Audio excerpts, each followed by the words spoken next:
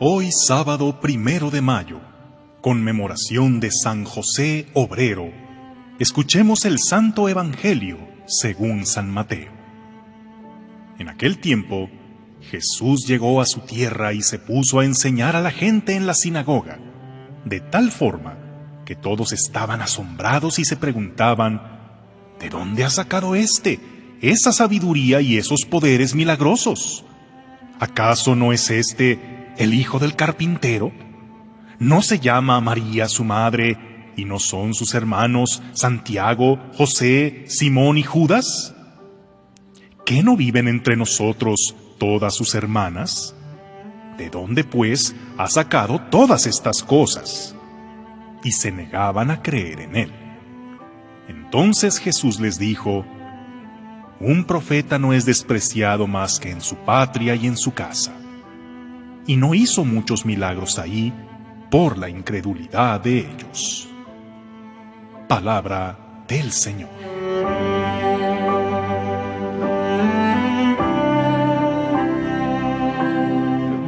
Los santos son recordados, además de su vida ejemplar, por las obras que realizaron. Así, muchos trascendieron por haber fundado una orden religiosa, por haber fundado monasterios, conventos, otros por haber escrito importantes libros. Pero en lo más alto de la jerarquía de los santos, donde tenemos a San José, nombrado nada menos que patrono de la Iglesia Universal, ¿cuáles fueron sus obras? Pues las sillas, mesas, puertas y reparaciones que este esposo y padre de familia tenía que hacer para llevar el sustento a casa. Santos papas, monjes, mártires, fundadores y doctores de la Iglesia se encomiendan y rinden honor al humilde carpintero de Nazaret, cuyo mérito principal, claro que no fue el de hacer muebles, sino el custodiar y formar al Salvador del mundo, hacer que Jesús llegara a ser Jesús. Pues José no fue para él un simple tutor, o como dicen ahora, el novio de su mamá, sino un verdadero padre. ¿Y qué forja más el carácter de un hombre que las horas que pasó junto a su padre en el trabajo? José era un hombre trabajador, lo cual no significa que siempre haya tenido trabajo. José, en las durísimas condiciones propias de su época, sabemos que compartió la suerte de millones de personas hoy que sufren el desempleo, la falta de oportunidades, la migración, la pobreza. Hoy, día 1 de mes, los creyentes tenemos la piadosa costumbre de encomendarnos a la divina providencia, para que no nos falte el trabajo y el sustento. ¿Cuántas veces José habrá pedido lo mismo? Con todo y que la suya era la Sagrada Familia, la despensa no se llenaba sola, ni el dinero se daba en los árboles. La divina providencia respondía a su plegaria, pero la respuesta era él mismo. Él, José, era la respuesta de la divina providencia, porque al ser ese hombre que le buscaba, y si no encontraba se las ingeniaba, que tocaba puertas, se ponía en camino, repetía o improvisaba, pero nunca dejaba sin sustento su hogar.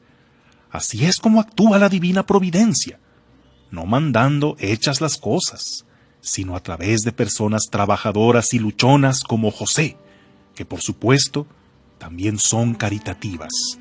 Y su mejor manera de pedir a la divina providencia es compartiendo el pan con el que no tiene, no solamente esperando recibir.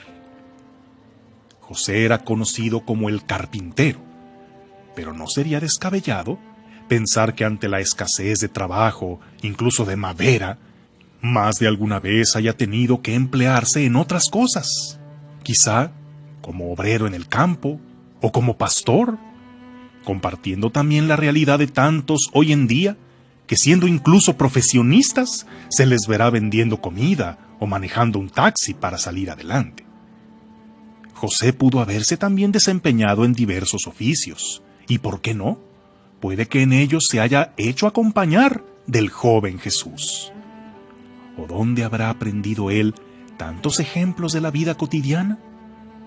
Quizá cuando juntos tuvieron que trabajar en el campo, José le enseñó que la semilla que se siembra en terreno fértil es la que da fruto, que la semilla debe morir para ser fecunda y que ésta crecerá por sí sola sin que el sembrador sepa cómo, que el trigo y la cizaña deben crecer juntos por un tiempo antes de separarlos, que las ramas de la vid tienen que podarse para dar más fruto, pero la rama separada del tronco se muere.